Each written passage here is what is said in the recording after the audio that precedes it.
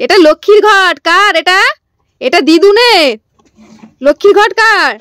এই লক্ষ্মীর ঘরটা এখন আমরা চলো কাটি, দেখি কি আছে এর মধ্যে।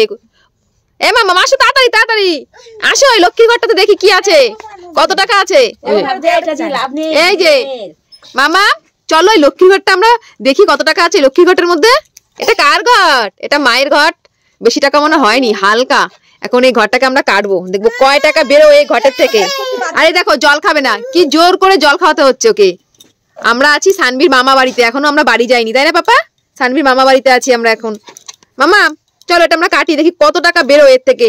চলো হবে এই ঘটে কত টাকা হতে পারে বলো, তুমি বলো। এই ঘটে 2000। হ্যাঁ কত টাকা আছে? 2000 মাত্র। লোকের ঘটে কত টাকা থাকে। আর এই দেখো মাম্মাম কি করছে, পাপা দুষ্টু করছে না, ভাঙো ভাঙো দেখি কত টাকা। এখন গুনবো আমরা। মামাম এই ঘটের টাকাটা এখন আমরা কাটবো, দেখি কাটো। ঘটের টাকাটা এখন কাটা হচ্ছে, বেশি হয়নি, একদম হালকা। তুই তো ধান নেই, কাটো। ঘটের টাকা দিয়ে কি হবে? আর দেখো এই দেখো এই দেখো দাঁতটাকে একদম করে দেখছে, দেখেছো? এদিকে ঘট কাটা হচ্ছে। কাটো। কাটে না কাটে না, কাটো কাটো। কাটতেও পারে না বলে কাটে না, তোমার দ্বারা হবে না, কাটো কাটো। দেখো আর দেখো সানভি ঘরটা কাটছে, আর সানভি তাকিয়ে আছে, কিভাবে তাকিয়ে আছে।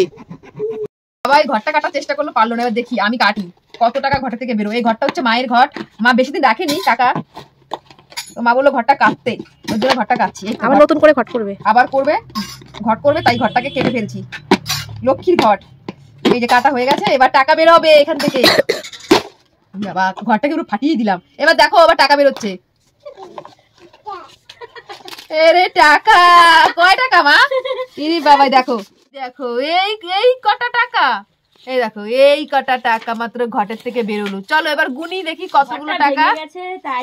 চলো এবার দেখি ঘরটা ভাঙলো, টাকাগুলো বেরোলো। 500 টাকা নোট কটা গুনি, চলো তোমাদের সামনে। কয় টাকার হলো? আমি তো ভাবলাম মনে হয় এক ঘর টাকা বেরোবে। মাম্মা তোমার দিদুনের টাকা এগুলো। ই বাবা দেখছে, এখানে 500, এখানে 200 টাকার নোট। কি অবস্থা, কয় টাকার বেরোবে? 200, এখানে 100। কয় টাকা বেরোলো? এবার ওর কি আনন্দ, বলে নতুন ঘটে রাখবো, বলে নতুন ঘটে টাকা ভেঙে গেছে তো তাই তাই না।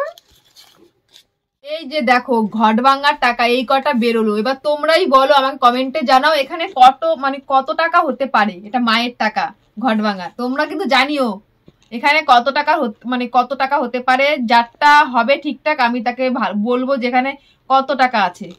তোমরা কিন্তু কমেন্টে করো এখানে কত টাকা হতে পারে, তাই না মাম্মা?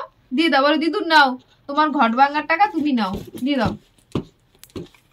ঘটে কিন্তু বেশি টাকা ছিল না, যেহেতু ঘরটা মা বলছে ভাঙবে আবার করবে নতুন করে, ওই কারণে ঘরটা ভাঙা হলো।